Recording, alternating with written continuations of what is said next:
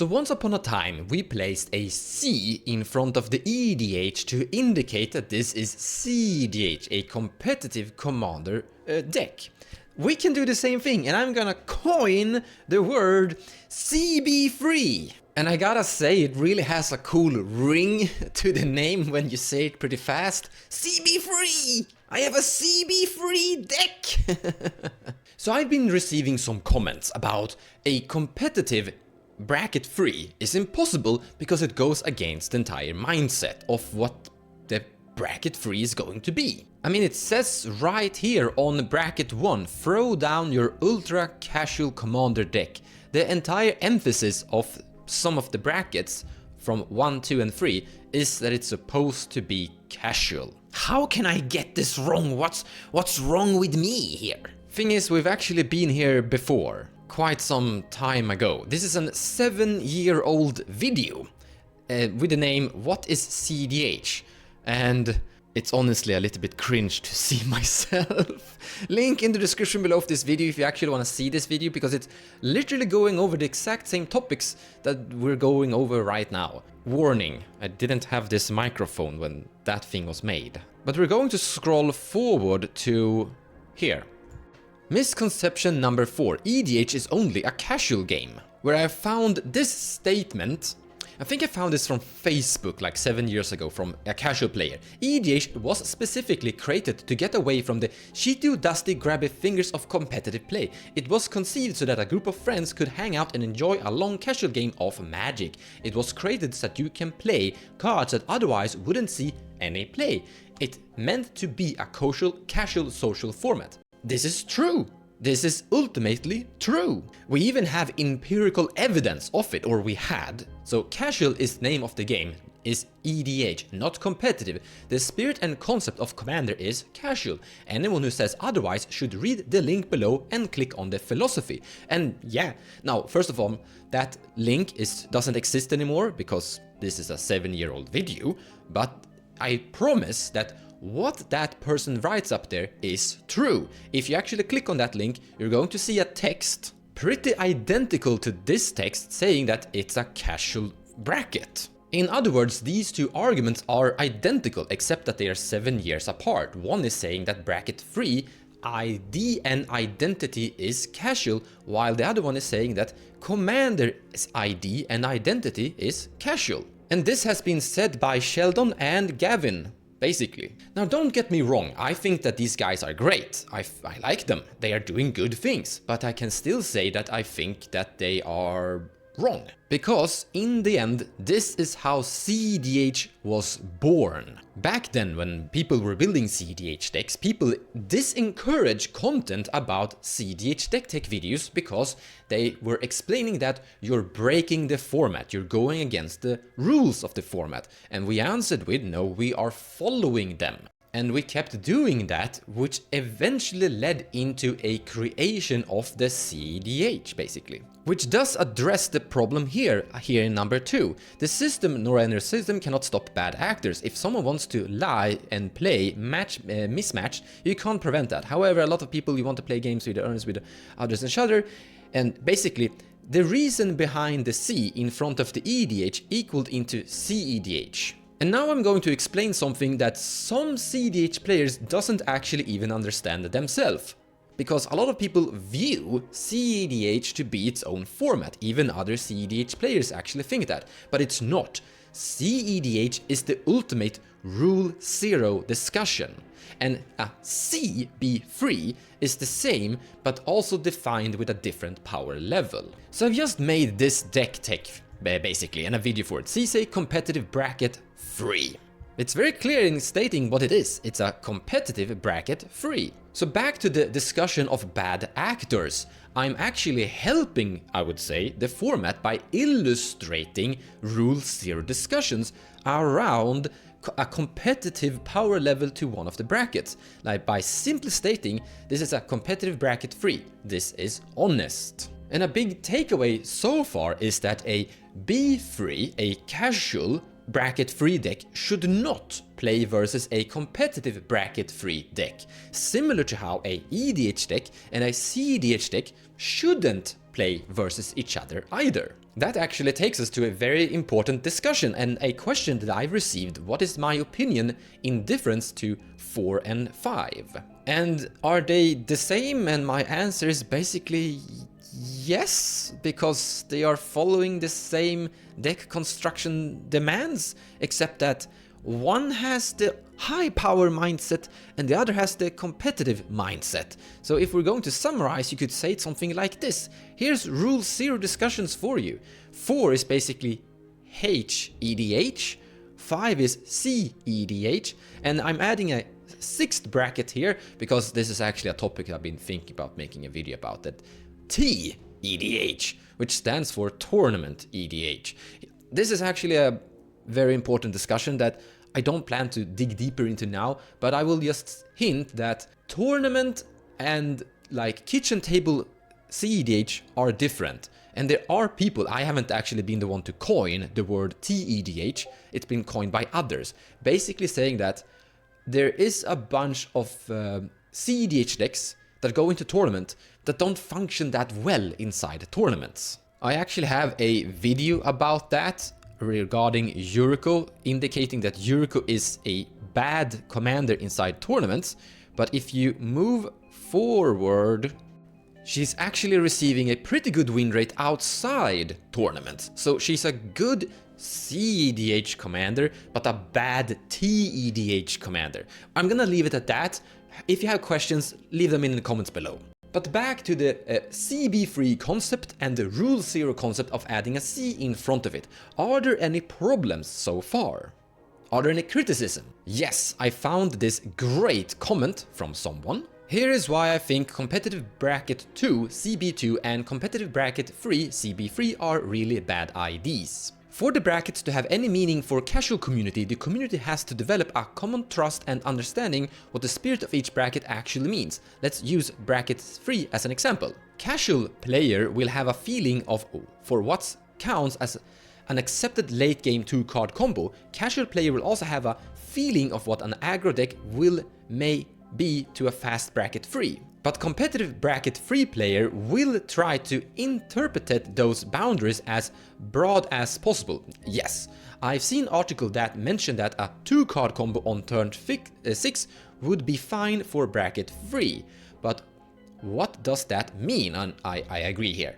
Does it mean that the same mana intensive that you cannot cast it earlier? Or can you just sandbag your Foracle and Underworld Breach lines until turn 6? Basically, you have the mana to cast your combos, but you're just leaning back and not doing anything until you actually reach turn 6. Are 3-card combos on turn 5 fine? Question mark. There are no explicit prohibitions, so I guess, and when combo skills on turn 5 are okay, then ultra aggro decks that take out 1 to 2 players on turn 4 have to be okay. You have to be able to go under the combo player, right? cB3 will most consistently 2-card combo on turn 6, and the fastest 3-card combo on the aggro deck, this is at least 1 turn faster than a 3-card combo. So now what? Even if the community acknowledged that cB3 is something different than casual B3, casual B3 player will start to point at the cB3 win cons and say, well, I'm a casual player because I'm not playing that,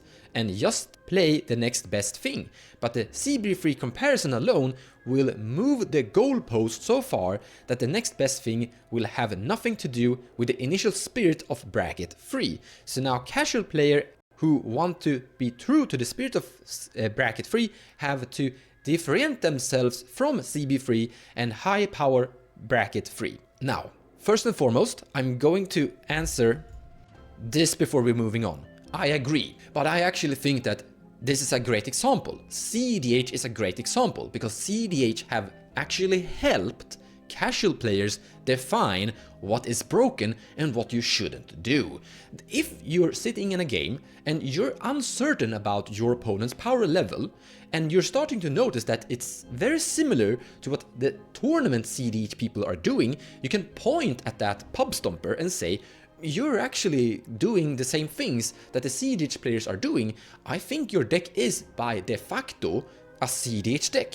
And the pub stomper can't deny that. So I would argue that if people were to sit down and break the bracket 3 format, they could showcase and illustrate the problems of that bracket, and casual players could look at deck tech videos and tournament games of the cB3 bracket and say, ah, okay, so that's what's broken, let's not do that. And here the text continues, and this is the important part. At this point, the bracket system loses all of its meaning. We're back to having no common ground in casual. Yes, but we have successfully divided the format into 5 metas, which literally nobody asked for. Yes, which is basically my entire point about this video. And once again, I would like to say that I think that Gavin and the entire team and Sheldon and everyone who's been working passionately about this are great people. I just think that bracket is not going to be what they think it will be. But I could be wrong. Maybe bracket will work out perfectly. However, from, what is it now, 10 years experience of watching cEDH develop, I don't think I'm wrong. I think I have a lot of historical facts and records of how cEDH was created and how I think a competitive bracket 3 and competitive bracket 1 will be created identically. I want to highlight something very important. I didn't create cEDH. No one did. It was a natural development from the community by us trying to optimize. It's called power creep, and it's something these guys actually want to happen. They want us to upgrade our decks little by little. And by doing that, you're starting to tweak it forward towards the final ultimate point. Look, what I'm trying to say is that Rule 0 in competitive formats is super easy. Yes, I absolutely agree. Everything within the rules is fair game. Let's have fun. And I get that. Rule 0 in casual games is hard. It is. It really is. Because everybody has different expectations. These brackets are only chance of categorizing certain levels of expectations to finally make Rule 0 for casual as easy as for competitive players. But by making the casual brackets competitive, you will give bad actors excuse to render the brackets meaningless and then nobody accomplish anything. Once again, I actually think that cEDH have helped casual players define what is not okay. How can you make something broken and busted? And then point at people's deck tech videos and people tournament performance and say, you're doing the same thing as a competitive player in a casual game. Don't do that, go away. When it comes to the Rule 0 discussion, these brackets are supposed to be tools for Rule 0 discussion. And some part of me will agree, they are tools. You can use them to define power level, but they don't function as great tools in the end. Like, they are going to do something, but not enough. And it's a beta, so it's fine. It's not supposed to be perfect. I actually have a small example of a better potential method. So here you have LGBTQ+, which is a label or a rules, it's literally a Rule 0 discussion, you could say, of how you identify yourself. Literally what we're trying to do with our decks, right? We're trying to identify our decks. I'm saying that I have a cB3 deck, meaning I have a competitive power level bracket 3 commander deck. I have a cEDH deck, which means I have a commander bracket 5 competitive deck.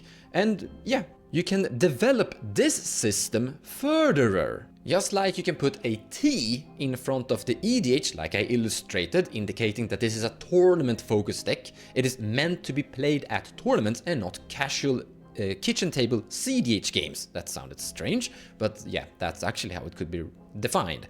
However, you can build upon this by adding more letters, by saying something like R stands for random chaos. I am identifying my deck as a R EDH deck, which basically means that I'm looking at my deck is built with possibility storms, random effect that's gonna make it into a luck factor, and a lot of casual players enjoy that. And we can build upon it even further. So here we have G, which stands for group hug. So GEDH basically. And a takeaway so far could be that a R EDH deck and a GEDH deck shouldn't play against each other because they are looking for a different player experience. One group want to have random chaotic games where someone is winning by just resolving something from a possibility storm. Yes, these casual players exist. And some other groups are like more into the group hug concept, the more political concept, and they don't enjoy when the political aspect is destroyed by someone just having a chaotic effect taking over the game. And likewise with the random chaos people, they don't want to sit there and listen to people who are group hugging and trying to make political deals here and there, so they don't like each other either. Just like how this is something of a rule zero discussion. But by making it into a power level structure, you're not addressing different goals of what people want to experience. If you remove the entire goal of trying to define EDH power level, which is going to be really impossible, by the way. If I'm gonna be honest, I think that this down here is going to demand so much work that it's going to be...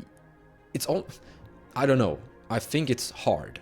I mean, I think that the guys who are trying to do this are very passionate people, but I just think trying to do that is going to be close to impossible, because once people start to comment and say, I think this should be on the game changer list, and I think this should not be, etc., then you're not pleasing anyone. You need a better system that is easier to maintain and will please the broader masses. What I'm illustrating here isn't trying to do anything with the power level structure of Commander. It is just trying to illustrate and identify your deck, what it's trying to be. And this is a good approach to avoid bad actors. Because if you're sitting down and saying, I'm playing the EDH, and someone is sitting down and playing something completely different, you can say that, well, this isn't really what this pod is trying to achieve.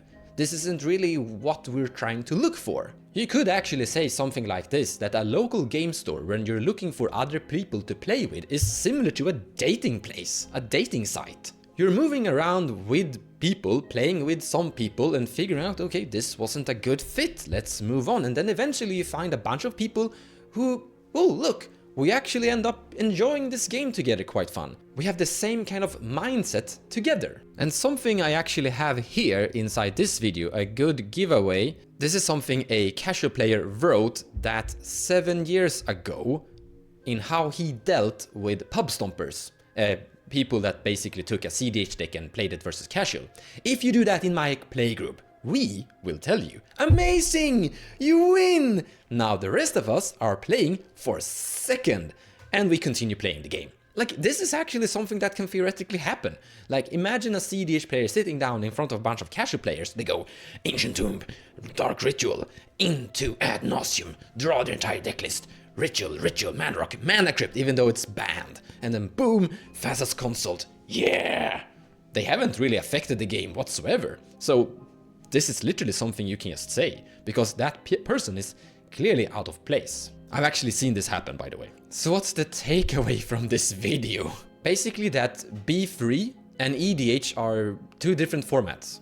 The moment you change power level or deck construction demands, similar to how Leviathan is a different format to EDH, B3 with its deck construction restrictions will be a different format. You are following different deck constructions that you have to apply to, different to how you're following EDH. So yes, we have I wouldn't say we've basically created 5 formats, I think we created 3 formats, because B2 and B1 are basically similar, and B4 and B5, like I stated, are identical too. But the big takeaway is that a C is a good tool to use to indicate a rule zero discussion. And I think this is something the Wizards of the Coast should build upon more. And that a cB3 deck should not play versus a B3 deck, similar to how a cEDH deck and a casual EDH deck shouldn't play versus each other either. But also that this kind of structure, cEDH players trying to break the format, trying to break bracket 3 or 1,